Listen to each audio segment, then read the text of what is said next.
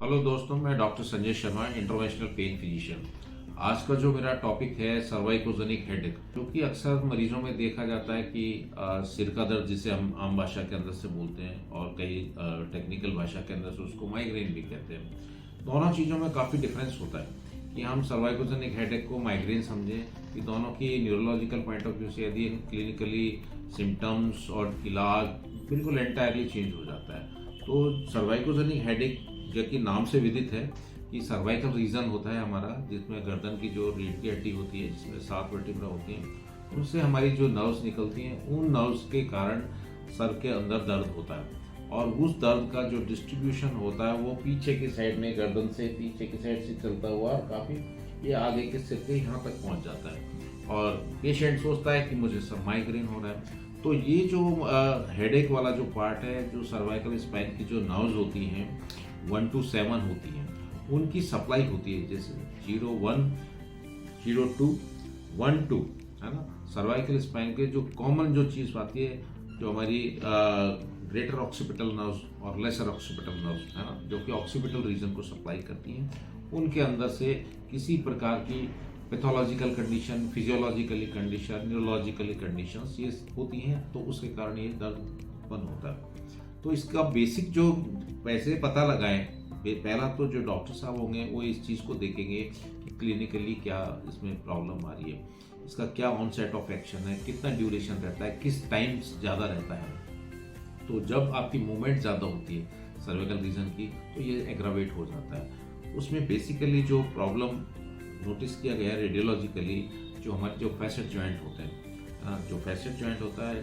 First और second और third, commonly degenerative changes हैं या ट्रॉमा है या एक्सेलेटरी इंजरीज है या विप्लैश इंजरी है, इन सब चीज़ के कारण ये सब चीज़ें डेवलप हो जाती हैं और ग्रेजुअली, और हम उस बात को ओवरलुक कर जाते हैं कि सोचते हैं कि नहीं, पता नहीं, याद नहीं है, दर्द हुआ था, हल्का सा गर्दन में आया था और ये सर्वाइकल का दर्द है, और फिर हम उसी अकॉर्डिंगली हम उसका जो ट्रीटमेंट है, ये सेफ्टी प्रिकॉशन के अंदर से कोई दर्द की दवा ले ली या कुछ एक्सरसाइज कर लिया या कॉलर लगा दिया, ये सब, ये दर्द खत्म हो जाएगा। जब तक कि हम उसका जो मूल कारण है, जो न्यूरोलॉजिकली जो पेन जनरेटर है, जो कि सर्वाइकल रीजन के अंदर से एस्टेब्लिश है, उसको आइडेंटिफाई नहीं करेंगे, तब तक ये दर्द खत्म नहीं होगा। तो इसके लिए जो क्वालिफाइड पेन फिजिशियन होता है या न्यूरोलॉजिस्ट होता है, उसको असेस करता है कि कहाँ पे प्रॉब्लम आ रहा है, और इस जो प्रॉब्लम है, जो सर्वाइकोजेनिक हेडेक है, जो पेन जनरेटर आइडेंटिफाई करके उसका पहले मेडिकल ट्रीटमेंट करते हैं।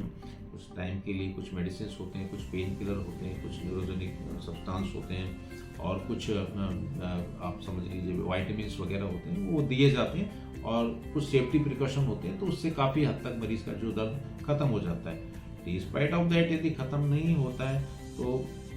क्वालिफाइड जो फिजियोथेरेपिस्ट होता है उसको भी बताया जाता है इस चीज़ के लिए कि आपको किस तरीके से करना, जो under the guidance of any qualified doctors, वो मिल के उसको डिसीजन करते हैं कि हमें कैसे क्या करना है। तो सेकेंड पार्ट जो थेरेपी वाला जो पार्ट आता है, उसकी भी एक लिमिटेशन है कि आपने कुछ डेज किया, कुछ वीक्स किया, लेकिन ऐसा नहीं है कि आप सालों तक ही उसी चीज़ को, थेरेपी को हम करते रहें। तो इसके लिए हमें जो कंसर्निंग जो डॉक्टर्स हैं वो एक ऑप्शन देते हैं, जिसे हम कहते हैं न्यूरो मॉड्यूलेशन या न्यूरो स्टिमुलेशन या रेडियो फ्रिक्वेंसी अब्लेशन। तो इसके अंदर से फ्लोरोस्कोपिक शूट के अंदर से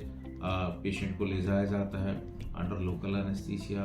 जो नर्व ऑफेंडिंग नर्व है जिसके कारण सिर में दर्द आ रहा है, उस नर्व को आइडेंटिफाई किया जाता है, उसको स्टिमुलेट किया जाता है, उसकी सेंस को आइडेंटिफाई करके उनको अबलेट किया जाता है और उसमें कुछ सेफ्टी प्रिकॉशन साथ में बताई जाती है और along with the medical treatment. इन सब चीज़ों को जब हम एक साथ जॉइंटली लेंगे तो तब जाके उसका एक डेफिनेटिव अप्रोच निकलेगी और परमानेंट सॉल्यूशन निकलेगा। ना कि हम ये सोचें कि सब हम दर्द की दवा ले लें या हम इसकी थेरेपी करवा लें या और कोई चीज़ कर लें, तो इससे केवल ये जो दर्द होता है ये क्रॉनिक पेन का रूप धारण कर लेता है और क्रॉनिक पेन काफ़ी लंबे टाइम तक चलता है। ऐसे ऐसे पेशेंट देखे गए हैं जो सालों तक चलते रहते हैं। वो कहते हैं इसका तो कोई इलाज ही नहीं है। ऐसा नहीं है, हर डॉक्टर की अपनी लिमिटेशन होती है, उसका एक क्राइटेरिया होता है। ऐसा नहीं मानना चाहिए कि साहब इसका इलाज नहीं है। यदि आप एक अच्छे क्वालिफाइड डॉक्टर के पास में जाएंगे, अच्छे न्यूरोलॉजिस्ट के पास में जाएंगे, पेन फिजिशियन के पास में जाएंगे, सर्जन के पास में जाएंगे, वो आपको इसका एक सॉल्यूशन बता देंगे कि इसका ये ऑप्शन है और हमें ये करना चाहिए। तो आपकी जो समस्या है उसके जो टाइमिंग्स हैं, जो ड्यूरेशन है, जो सिम्टम्स हैं, उसके अकॉर्डिंगली ट्रीटमेंट करें, ना कि एस्टेब्लिश तरीके कि साहब ये तो जो सर्वाइकल का दर्द है और इसका तो कोई इलाज ही नहीं होता। हर दर्द को आप एक कॉमन दर्द ना समझें, मेरा यही सुझाव है। Thank you.